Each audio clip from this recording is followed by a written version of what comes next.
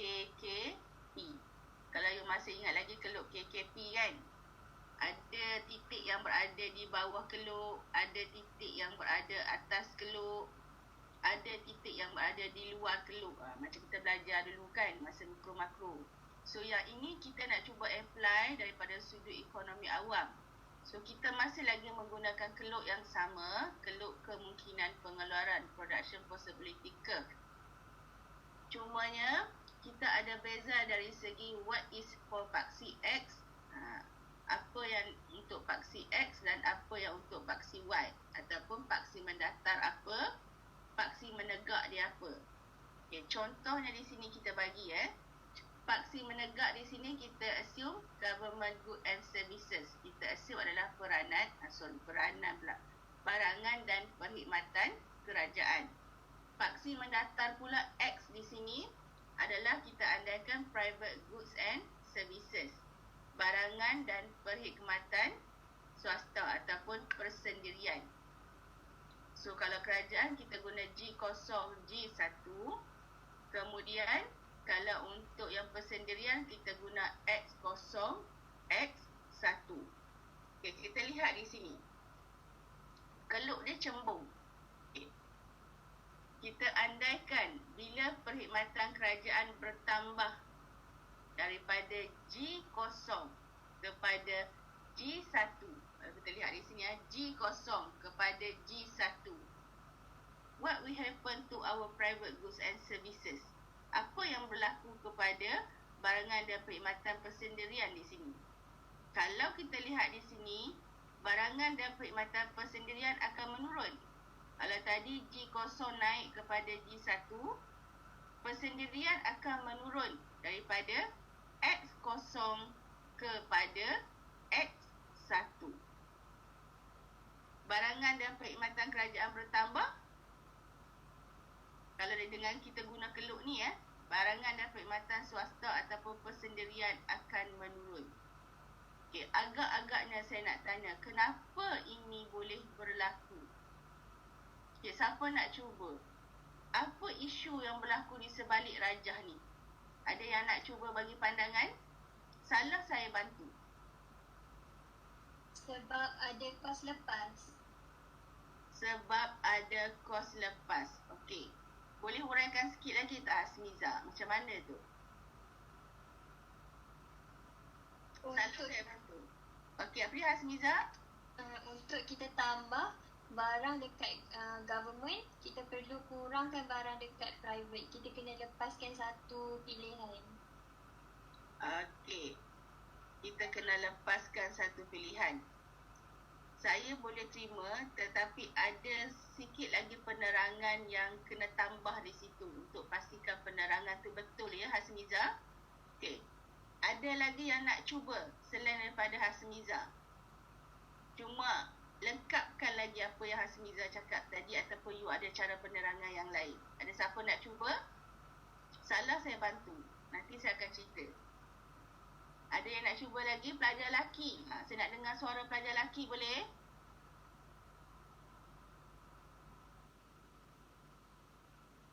Pelajar lelaki boleh? Siapa nak cuba pelajar lelaki?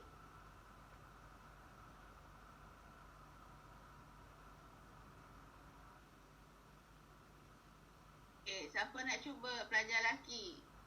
Tak naklah ada tidur-tidur pula Tak apa, salah saya bantu. Saya just nak dengar suara. Dia ada 3 poin. Okey, Kevin. Okey, pandangan Kevin macam mana Kevin? Yang first tu kita kekurangan sumber. So kita kena buat pilihan. Okey. So lepas tu kos lepas. Kita kena pilih 2 daripada 1. Okey. Thank you. Kevin pun lebih kurang Hasmiza lah. Dia kaitkan dengan kekurangan pilihan dan kos melepas. Okey. Saya boleh terima jawapan tu betul. Cumanya cara penerangan kita. Sebabnya kalau you cerita tadi kekurangan pilihan kos melepas tu, kalau in terms of makro, micro tu kita nampak direct lah. Tetapi bila kita nak kaitkan dengan ekonomi awam, public finance. So kita kena tambah sedikit cara kita menjelaskan rajah ini. Okay. Government goods and services increase from G0 to G1. Barangan dan perkhidmatan kerajaan meningkat daripada G0 kepada G1. Okay. Kita tahu barangan dan perkhidmatan kerajaan ni kerajaan yang sediakan. Okay. Hasmiza, di mana kerajaan ambil duit untuk sediakan barangan dan perkhidmatan awam ni, Hasmiza? Daripada cukai. Okey, daripada cukai. Sebab cukai akan menjadi apa kepada kerajaan, Hasmiza? Akan jadi hasil. Akan menjadi hasil. Okey. Daripada siapa kerajaan kutip cukai tersebut, Hasmiza? Daripada individu dan syarikat. Daripada individu dan syarikat. So, individu dan syarikat akan bayar cukai kepada kerajaan. So, Kevin, bila you bayar cukai pada kerajaan ataupun you ada syarikat, you bayar cukai pada kerajaan. So, ni kita tengok secara teori Okey. Apa akan terjadi seterusnya, Kevin? What will happen to you this possible income? Contohnya. Sebab kita bayar cukai, so private goods and services dia akan berkurang. Sebabnya pendapatan boleh guna kita akan berkurang. So that's why lah X0 akan berkurangan kepada X1. Itu andaian kita sekiranya kita menggunakan keluk KKP.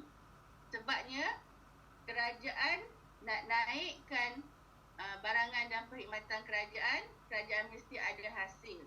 Hasil itu datang daripada mana? Hasil itu datang daripada cukai. Cukai itu kutip daripada siapa?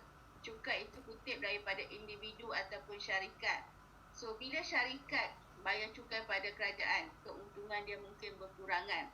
So, mungkin dia akan mengeluarkan barangan yang sedikit berbanding dengan tahun sebelumnya. Kita sebagai rakyat, kalau kita bayar cukai pada kerajaan, pendapatan boleh guna kita akan berkurang dan mungkin kita akan mengurangkan pembelian barangan daripada X0 kepada X1. Sebab itulah kita tengok di sini secara basicnya, bila government goods and services increase, private goods and services decrease if we use production possibility curve. Sebabnya bila salah satu naik, salah satu lagi akan turun. Itu ciri-ciri keluk kemungkinan pengeluaran.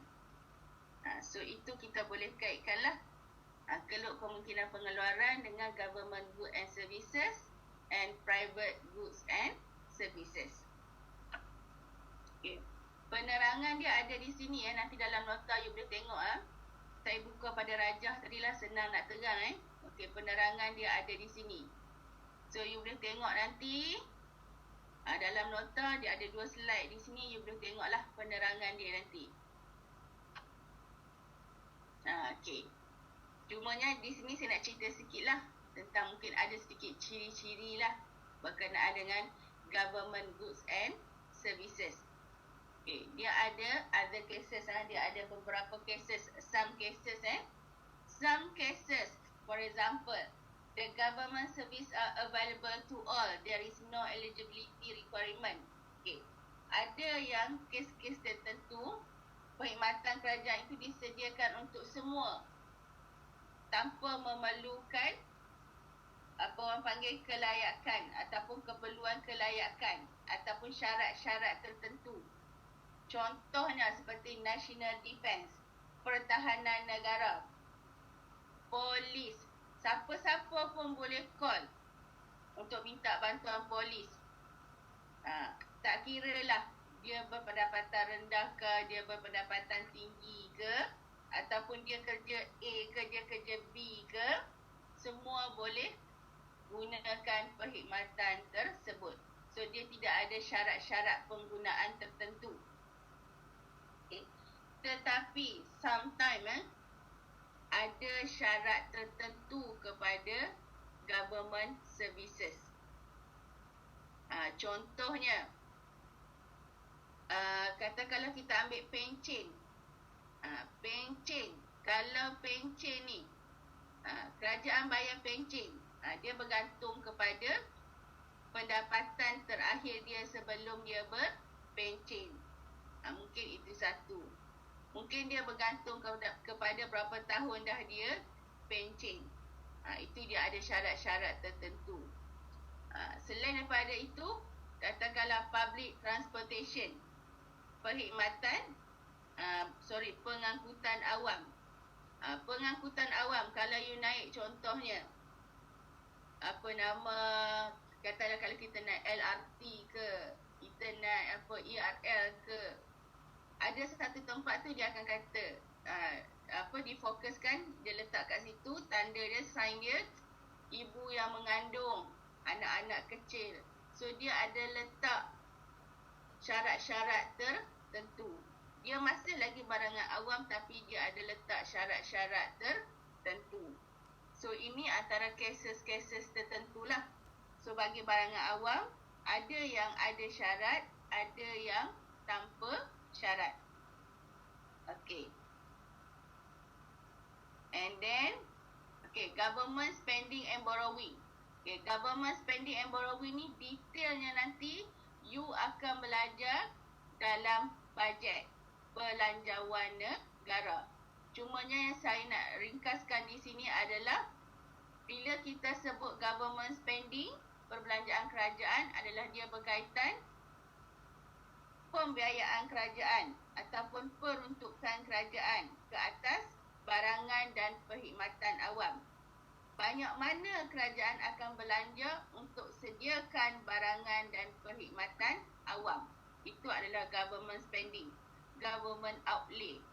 Berapa banyak yang kerajaan akan belanja untuk keluarkan barangan dan perkhidmatan awam. So, secara asasnya, government spending ni dia ada dua grup yang besar. Satu, manajemen, pengurusan. Satu lagi adalah development, pembangunan.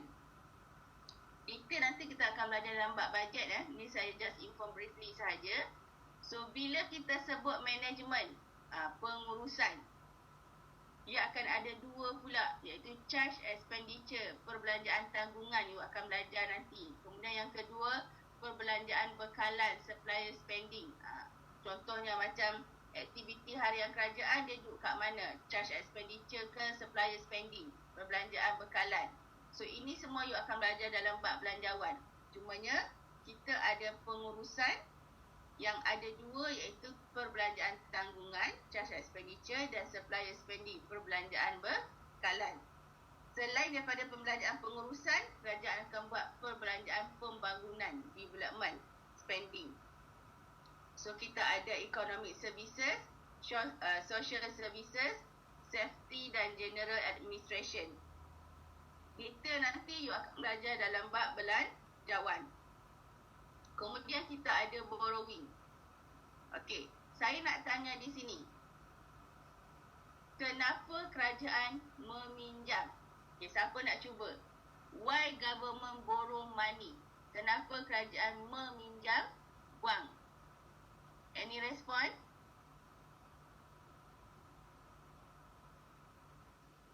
Siapa nak cuba? Kenapa kerajaan pinjam wang? Untuk melakukan perbelanjaan kerajaan, sama ada mengurus ataupun pembangunan. Okey, untuk perbelanjaan mengurus ataupun perbelanjaan. Okey, itu tujuan Hasmiza. Kalau saya tanya kenapa kerajaan pinjam wang? Agak-agak Hasmiza. Untuk membiayai defisit. Untuk membiayai defisit, kekurangan. Kenapa wujudnya kekurangan tersebut? Because of total revenue, total government revenue less than total government expenditure. Kenapa kerajaan borrow? Kenapa kerajaan pinjam? Sebab dia hasil kerajaan kurang daripada perbelanjaan kerajaan.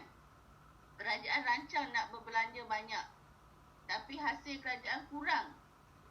Hasil tu tak cukup nak menampung perbelanjaan kerajaan. Jadi, kerajaan akan membuat pinjaman.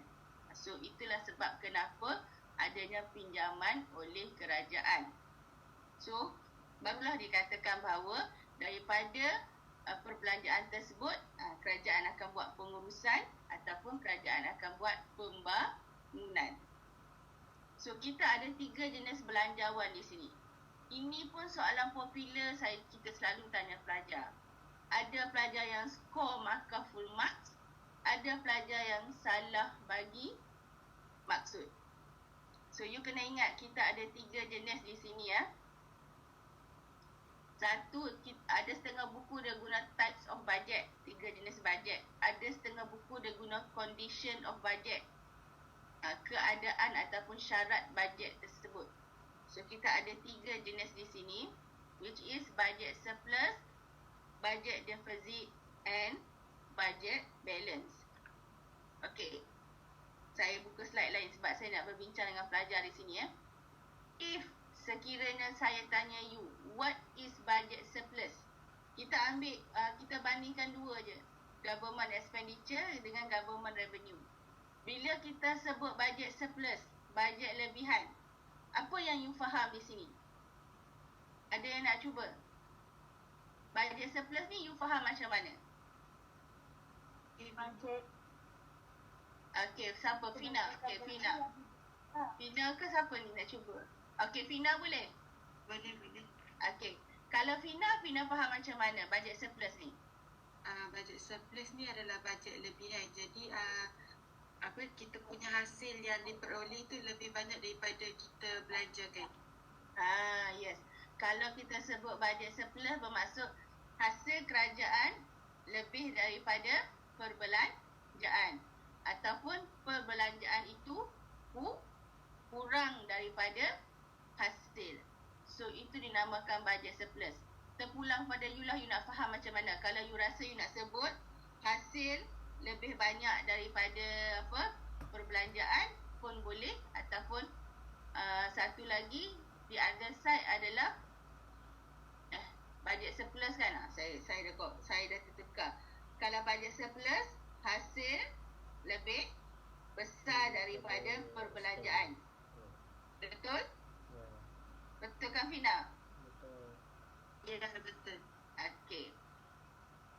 Kalau ni pelajar lain pula kalau saya sebut budget deficit, Atira nak cuba Atira Liana.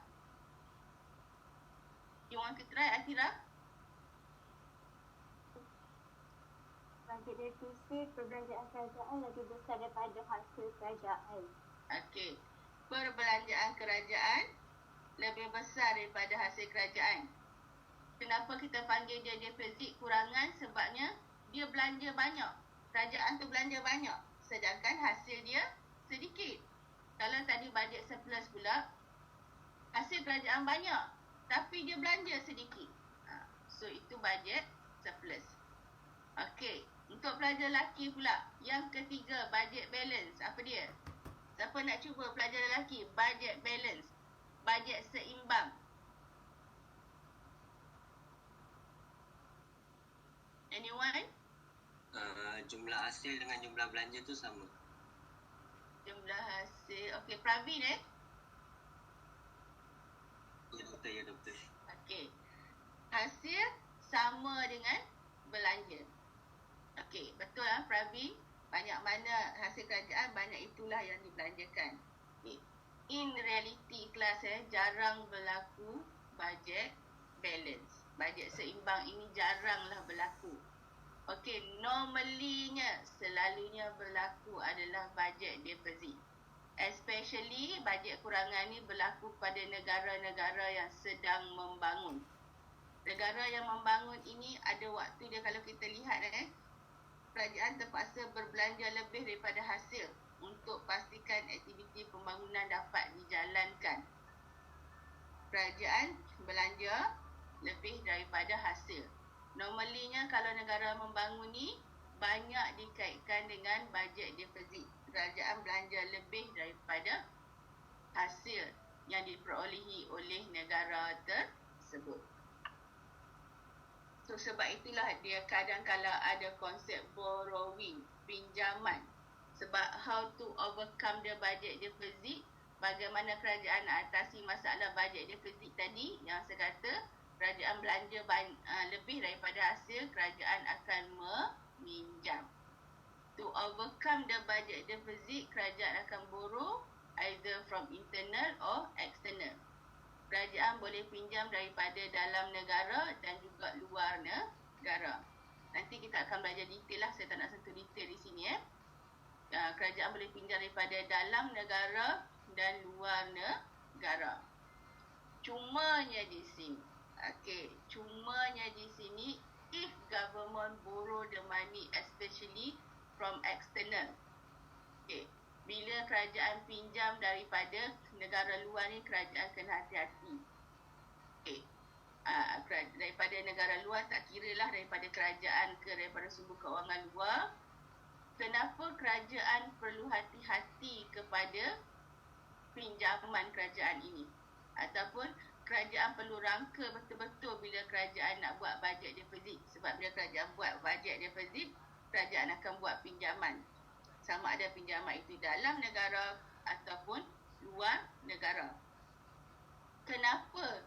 Kalau saya nak tanya you all lah, kenapa kerajaan perlu berhati-hati dalam melaksanakan pinjaman ini? Siapa nak bagi pandangan? Why government must take care the borrowing, government borrowing ni? Kenapa kelas? Anyone? Siapa nak cuba bagi pandangan? Doktor. Siapa? Kalau Hasmiza ke? Okey. Apa Hasmiza?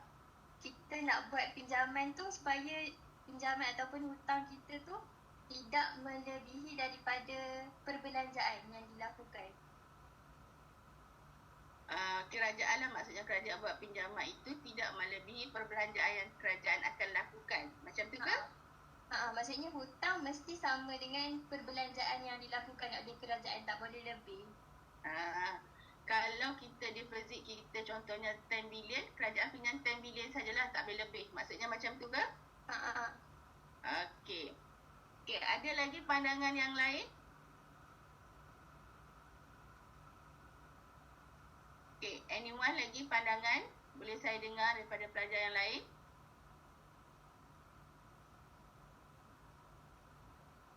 Inilah slide kita dah ni, untuk part 1 ni. Anyone kelas? Dah pukul berapa? Saya tergalik. Tengok jam sekejap. Okey, sikit lagi masa kita. Boleh bagi respon? Boleh kelas? Lambat respon, lambat ni kita habis kelas ni. Ni slide dah akhir dah ni. Siapa nak cuba selain pada Hasmiza? Anyone kelas? Kelas saya memang kena banyak cakap sikit lah ya. Saya cuba bercakap dengan pelajar. Siapa nak cuba? Kalau tak berhati-hati, dia negara tu mungkin bankrupt. Kalau tak berhati-hati mungkin bankrupt. Okay, Kevin. Okay, satu lagi saya nak minta pandangan. Okay, thank you Kevin. Nanti saya akan ulas ya. Nak jawapan Hasmiza, Kevin. Okay, anyone?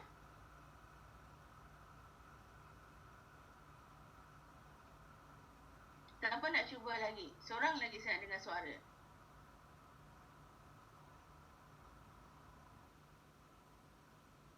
Anyone?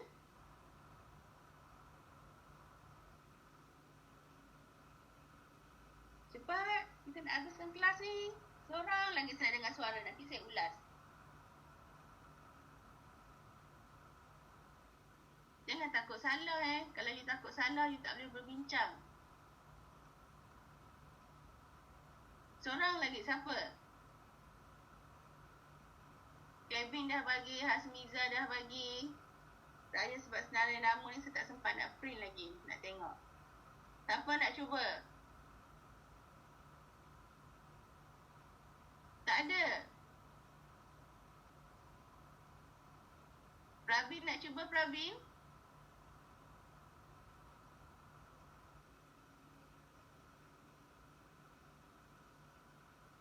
Pravin nak cuba? Tak ada juga. Apa dia Pravin? Sorry. Tengah fikir. Tengah fikir. Belum sampai destinasi Pravin? Okey, tak apalah, masa dah singkat ni. Okey, saya ulas apa yang Kevin dengan Senja cakap Saya tak kata benda tu salah. Benda tu saya boleh terima. Cumanya bila kita sebut ekonomi awam ni you kena ingat everything relate to the rules of government. Ia berkaitan dengan peranan kerajaan. Okey, contoh saya bagi di sini.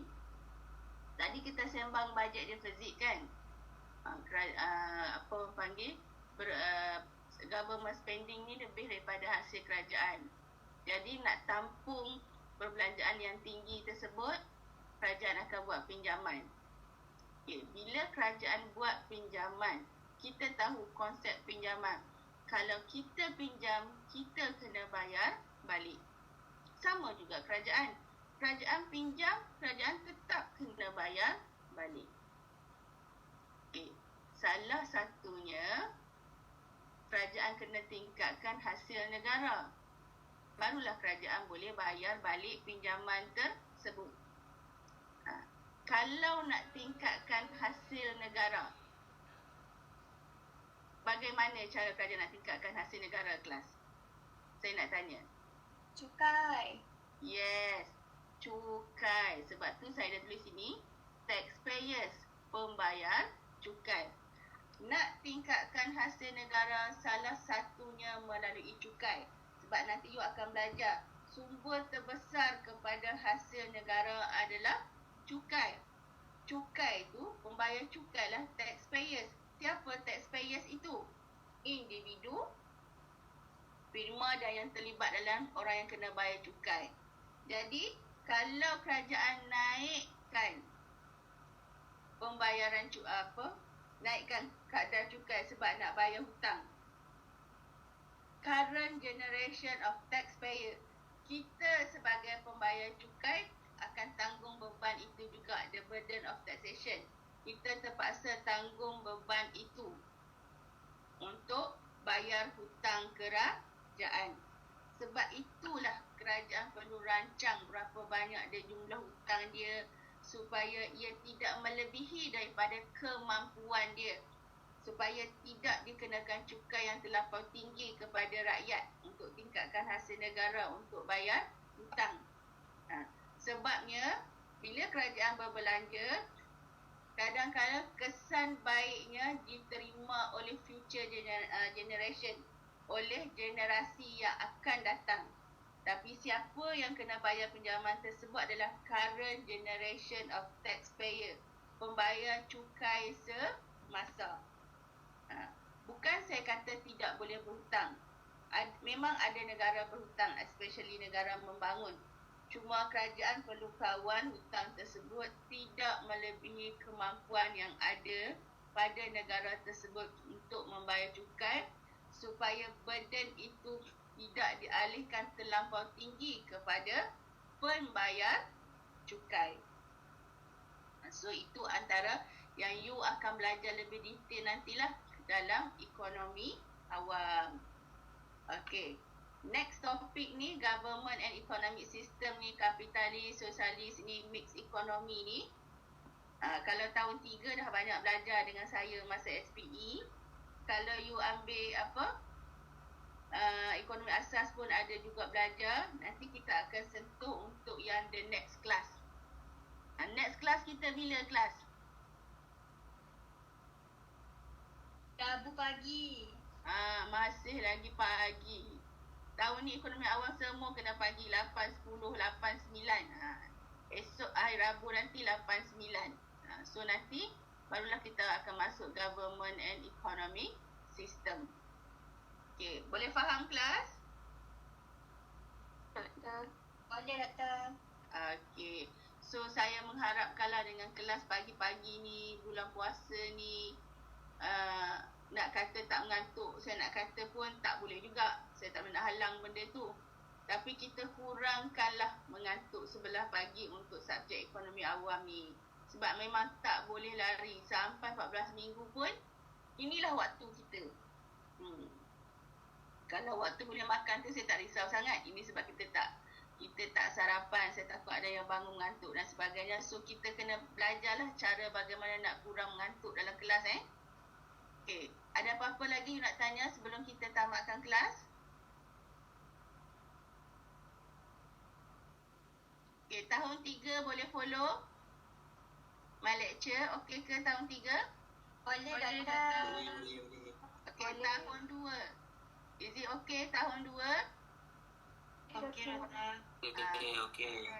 Sebab tahun 3 dia dah belajar banyak lagi daripada tahun 2. Okey. So saya mengharapkan you boleh sekolah untuk ekonomi awam ni, dan tajuk ni kita akan masuk masa kelas hari Rabu nanti. Kalau tak ada apa-apa, kita stop di sini. Dan pastikan K2 scan untuk kehadiran ya. Yang K1 nanti boleh tanya pada Dr. Haning ya. Okay, thank you semua. Terima kasih Doktor. Selamat berpuasa. Doktor. Okay. Terima kasih Doktor. Ya, sama. Doktor. Thank you Doktor.